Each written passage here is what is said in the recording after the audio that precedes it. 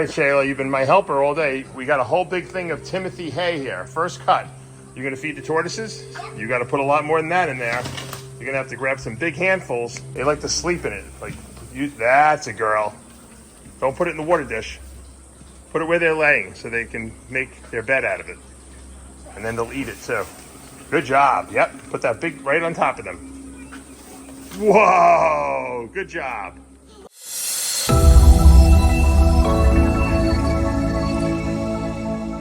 What's up, snake fans? Dave Palumbo here for Muscle Serpents Daily. Today's a Monday, and this probably won't go up till Tuesday, but you know what happens on a Monday. Everything that's been left from the weekend. That's right. And there's always crazy stuff happening from the weekend that we have to settle. My good friend Yoda from Yodas Boa is supposed to stop by today with a snake. So hopefully that'll happen. And Pablo is still switching over all the enclosures to the cocoa blocks that we got in. So we're going to be putting the coconut, I guess you could say bedding down there and switching out all the paper towels. That's going to take a couple days to do all that. So we got to look at that. We're still searching for 2 snakes that are been on the loose for a couple weeks now. And you never know what might happen with those. We might find one, hopefully. I searched like a maniac this past weekend. I couldn't find any, but that's just the way it goes. And you never know what else might pop up. We might get a couple clutches, or I know in the next week or so we should start having some hatching going on in the incubator. So some ball python clutches will be pipping out, and we'll be seeing some baby snakes. So that's exciting. All right, without further ado, let's go into the snake room and see what we got. Oh, did you just come back from water park and you're dressed as Princess Elsa? No, they're not Elsa. You have the Elsa gloves on, though. Yeah. You want to touch... What kind of snake is that? Is that a clown ball python? Yeah. You like that one, huh? Yeah, it doesn't bite. That one even doesn't bite because it's in there. Yeah, that one's the girl and this one's the boy. Oh. He's pretty beautiful, right? That's high intensity orange dream pastel fire. Black is clown. not my favorite color. Black is not? No. Blue is your favorite, isn't it? Yeah. Yeah. You love blue snakes. And pink? Oh. Daddy. You want to hold the snake? Show everyone how you hold it? Yeah. Hold it. If it doesn't bite. Yeah, it's not going to bite. 2 hands. Oh, it doesn't bite. Good job. I'm not scared of it. You're a good snake handler, and you're only 3 years old. I know. You're going to be 4, though, at the end of the month, right? It's scary. Are you going to be 4 at the end of the month? Yeah. And you starting VPK this year? Yep. I can still touch it. Oh, it's getting scared. So let's find another snake for you. Can I All right. Does that one bite? I don't think so. Okay. She just shed, right? See the shed in there? Show us the shed. Show the shed. That's right. And what is the shed? That's their skin, right? That they got rid of? They have poop. Sometimes there's poops in there, you're right. That's our Mandarin clown, right? That one? Yep. And that's What? Ooh, that one's very that's our coral glow. That one? Mandarin That one? pet clown. Yeah, that's the boy right there. Oh, yeah. Is that the girl? That's the girl, yeah. So we're trying to breed those guys, right? Make some babies, some baby They're eggs. trying to make some eggs. That's right. Yeah, let me see. Shayla, baby, touching the palmetto corn snake. That's a little girl. You like her? She's cute, right? Oh, she's just scared. She's not biting. She's just scared. See how she's shaking her tail? Like a little rattlesnake? Because she's scared. Oh, yeah. So, Oh, I can touch it. yep, you can feel it. It's rattling, right? Yeah, I can hear it. See it shaking? She's making it sound. Let's see that little shake? Oh, yeah. Yeah. It's a shake. That feels bad. All right, Shayla, you've been my helper all day. We got a whole big thing of Timothy hay here. First cut. You're going to feed the tortoises? You got to put a lot more than that in there. You're going to have to grab some big handfuls. Well, just leave it in there. Put big handfuls. They like to sleep in it. That's a girl. Don't put it in the water dish. Put it where they're laying so they can make their bed out of it. And then they'll eat it too. Good job. Yep. Put that big right on top of them. Whoa. Good job. All right, a little Sanzinia update.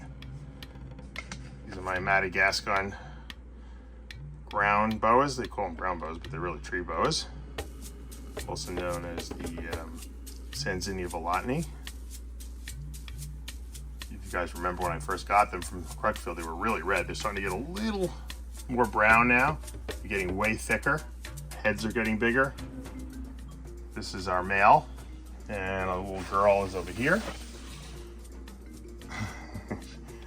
She's chilling over there by her little hide box. This guy's out in all his splendor. Look at those heads. Those heads are just the best heads. Triangle head. Really looks like a little venomous snake. They actually have the, you know, if you look at an adult carpet python, they get that big head too. Big triangular head. The females especially. Beautiful.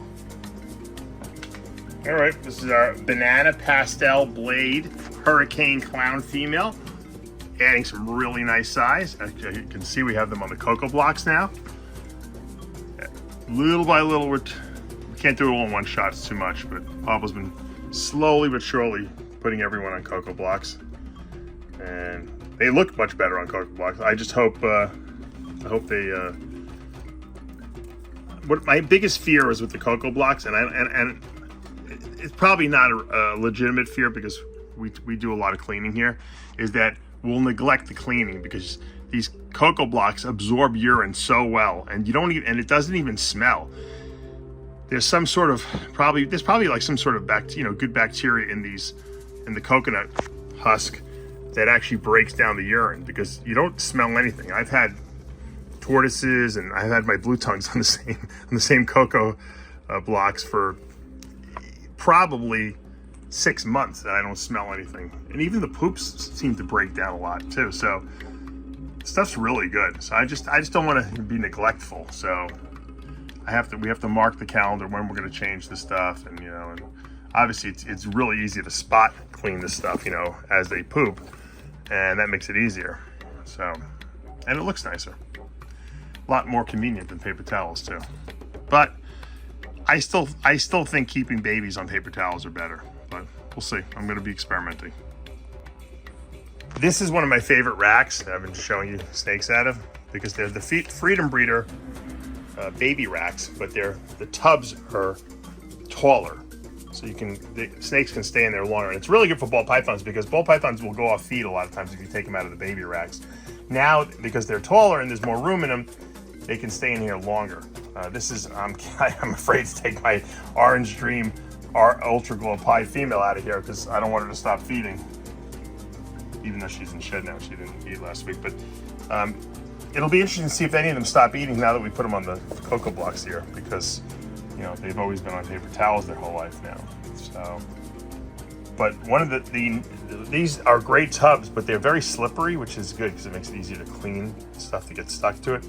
But when we were using paper towels, the paper towels would move around. They would move these paper towels around way too easy, and they would wind up in the water bowl, and then they would suck up all the water. And so with the cocoa blocks in here now, the water bowl is kind of not moving anywhere, and it's probably, this rack probably needs to be on cocoa blocks, even if you have your other stuff on paper towels. So everything's looking good.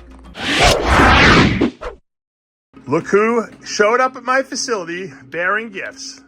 My good friend Yoda from Yodas Boa. And he's bringing me a boa. Tell us what that is. This is my black-eyed anery, 100% head sharp. Female. She's at 29 to 30 centimeters right now. So we're expecting a nice ovulation. Which is weird because we're in the middle of the summer here. Well, kind of at the end of the summer, and this girl's ovulating, which is the only way you could tell that would be to ultrasound, which is what you did.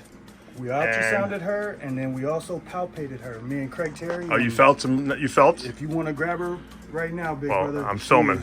And I don't trust black-eyed aneries, She's a little sketchy right now. This is the most defensive I've seen her today. So the reason Yoda's bringing her over here, I should say, is because we're gonna do a little joint breeding project together, and we're gonna breed her to my blue line Sunglow. So let's put her in here, and we're gonna grab my blue line, which is right down here. That's not my blue line. It's a nice snake, but it's not my blue line. Here he is. Look at that head.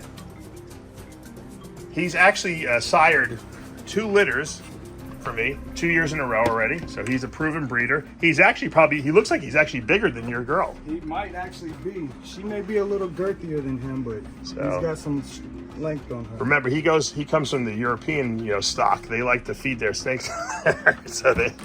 So anyway, we're gonna see how they're gonna do together. Let's leave him. Just leave him right there. They're gonna get to know each other a little bit. Like I said, he's a proven breeder. He knows what to do. If she's ovulating, if she's getting close to being able to ovulate because her follicles are so big, he's going to probably start breeding her, I would think, immediately. I'm seeing he's already he's already sniffing some really good signs that he's interested, which would basically validate the fact that you measured those big follicles, because I think they ovulate at 35 millimeters, 32 millimeters, and you got 30. You said 30, 29 and 30 is what we were measuring. I hope we didn't miss it. I don't think we missed it. All right. We're going to let these guys hang out. I'm going to put a little water bowl in there, and we're going to see if we have any breeding action. She's starting to get into that swell, so I think we're. I hope we caught her enough. But I think we're primed for it. Did you have her with any males though? I put her with that sharp albino once for like a couple of days. He showed no interest, and I took him out. All right. I hope he didn't breed her, because that's pretty big follicles she's got. All right, Yoda and I are checking out what's going on. Look at that. They definitely like to dig in each other, wrapping around each other. Hopefully we got some mating behavior going on here. This is after 10 minutes of putting them together, so we'll see what happens, as time goes on here, because that's pretty cool right there. All right, big boy, do your job. Get her down. All right, Yoda and I are looking at some of my babies here from this past year. This is our Kal albino leopard that's het blood, and she doesn't want to stay in the cage, so you're gonna have to hold her for me while I'm filming here. And we were just saying how, if you didn't know any better, you would swear that it's probably albino leopard blood visual, but it's not. It's only het blood. This thing is wacky. Now this has orange jasmine pastel line in it, and it potentially, I don't know, it could be jungle too. There's potential jungle. I don't know if I see jungle though, but it has a wacky side pattern. I don't know what. I've never seen anything like this, but it's really, really high definition. This is probably the nicest albino leopard I've seen. Yeah, in the physical. It's just really weird how, and good personality too. This thing doesn't strike nothing. It's just inquisitive. Just likes to play. Stuff out. Yeah. Now, if this isn't, beautiful enough, let's take a look at the albino eclipse het blood. All right, now here is the albino eclipse. So that's albino motley leopard, and it's het blood. And you can see most albino eclipses that I've ever produced are always white. This thing is pink. It's pink, and it stayed pink. And I thought maybe it would turn white, as it got a little older, but it's not. It's staying pink. And look you can just Even see the stripes in its tail. They're not white. They're just like a light, it's like a off shade of pink. And this, she's het blood too, of course. And the funny thing is, once again, I would probably guess that there would be, this is a visual blood. That's why it was so red or pink. But it's really not. I mean, unless there's something that I didn't know in the parents. But as far as I know, this is only het blood. So this is albino eclipse het blood. There's no hypogene in here either, which is kind of, amazing when you see all that color. So I'll just keep growing. This is a boy, so he's going to be able to breed, obviously, before the girl that we just showed you with. But best albino eclipse ever produced. And then once again, there's probably orange jasmine in here too, pastel, and that's why it's so bright. It's clean, really. Yeah, I mean, perfect eyes too, and I think it's because I outcrossed, a European leopard blood to a snake that Slav produced too, which I'm sure was outcrossed too. So, all right, guys, that's gonna do it for today here at Palumbo's Pythons and Boas. Super excited. Yoda brought over a awesome female snake. Visual black-eyed anery of the Ralph Davis reptile line, which is what I have in my collection. She's also het sharp albino, And we're going to be doing a cool breeding, as you saw, with our blue line, which is our bluest male we have. Our blue line that I imported from Europe a couple years ago. Male, sharp albino. And so we're going to be producing some sharp albino blue lines. Hopefully they're going to be head RDR. Hopes that we could produce some blue line blizzards. Maybe call them blue blizzards, who knows. That is way, way in the future though. We have a lot still to do. Hopefully that girl will go. I'll keep you guys updated on how that action is going here. According to Yoda, she's got some big follicles, so hopefully we see some breeding action, and that's always fun. And then we got to see some really cool snakes that I showed off to Yoda. He hadn't seen in a while, so that's always exciting, looking at cool stuff. All right, that's gonna do it for today.